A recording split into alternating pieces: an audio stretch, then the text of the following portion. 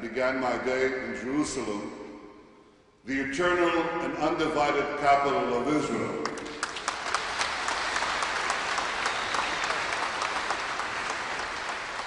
And now I stand before you in this synagogue in Amsterdam, the beating heart of this country, Holland.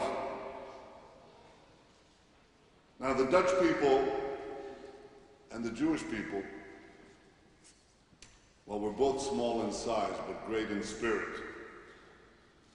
And this glorious synagogue bears witness to the triumph of that spirit. But I think that on the issues that most concern Israel, on the one issue that most concerns Israel, we also stand together. We stand together in opposing Iran's nuclear ambitions.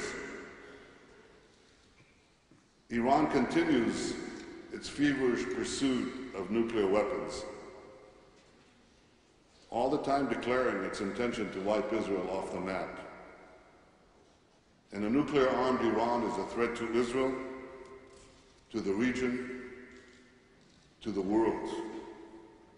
Iran must not be allowed to develop nuclear weapons, period.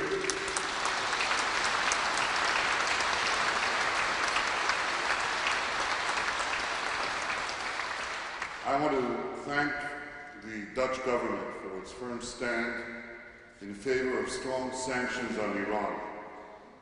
And I believe that those sanctions should be applied on Iran's central bank and on its oil exports, and they should be applied now.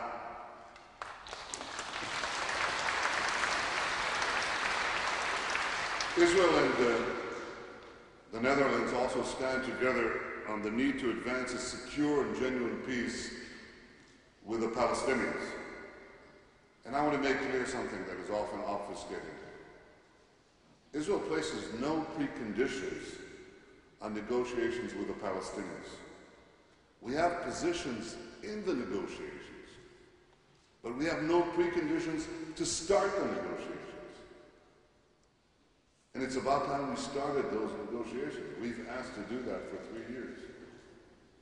We place no preconditions on the start of negotiations, and we cannot end the negotiations unless we begin them.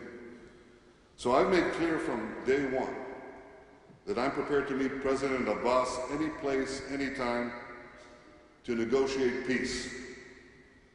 And I make that clear again today. I invite him to sit down and negotiate peace for the sake of both our peoples. President Abbas, don't walk away from peace. Continue the negotiations. 1 minute, 2 minutes flight time. It's a tiny country. Israel is a great country, but it's a small country.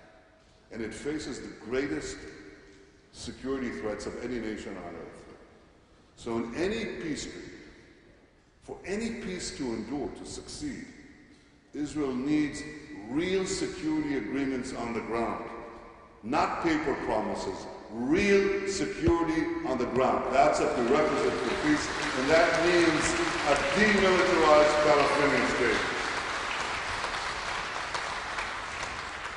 Now, peace will require compromises from both sides, but there's something that I, as the Prime Minister of Israel, will never compromise on. I will never compromise on Israel's security. That's my responsibility, to protect and ensure the Jewish future, the security of the one and only Jewish state.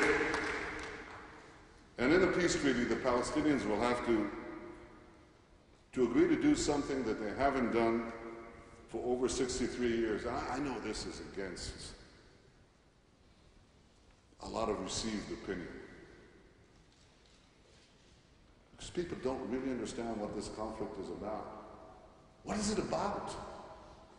Why is it going on? How long is it going on? From 1967? From 1948? No, it's not. It's going on from 1920. That's when the attacks on the Jews, the first attacks on the Jews in Jaffa began from Palestinians. Why did they attack us? Why? There were no settlements. There were no territories. There was a settlement, Tel Aviv, Haifa, Jerusalem, Tzfat. Jews have been there for ages in those cities. Why did they attack us? Why did they attack us for nearly half a century, from 1920 to 1967? Why? There weren't any refugees up to 48. After 48, if you asked the Arab world, why are you attacking Israel? They said it's the refugees, but that's the result of their attack on Israel, not its cause. And anyway, we had an equal number of refugees kicked out from Arab lands, and we absorbed them. We didn't make it a perpetual cause for conflict. And after 1967, when you asked them, why is this conflict going on? They said because of your presence in the territories. But there wasn't a single Israeli soldier in Judea and Samaria before 1967, when 3 Arab countries placed a noose around the neck. Again, the technique is to turn the result of Arab aggression into its cause. What is the cause of this conflict? It's the persistent refusal to accept the Jewish state in any boundary.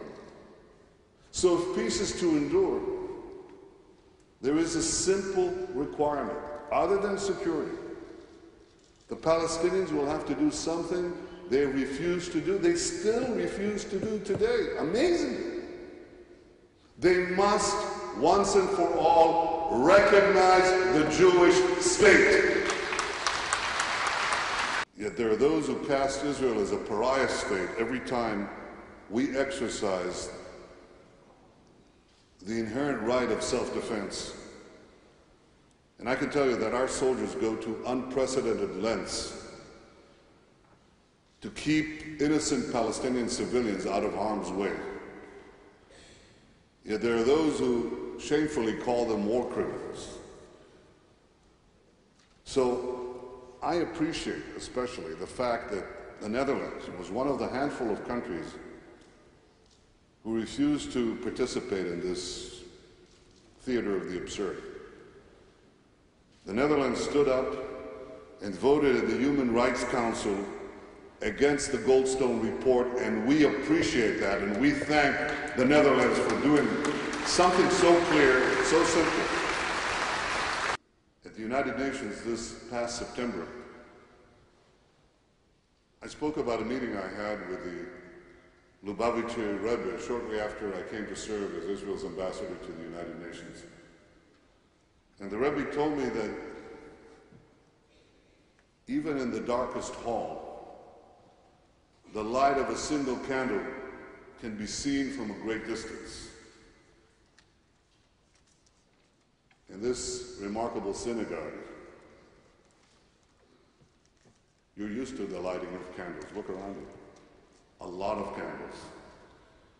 Well, I asked the Jews of the Netherlands and the many non-Jewish friends of Israel that inhabit this great land to continue to light candles of truth.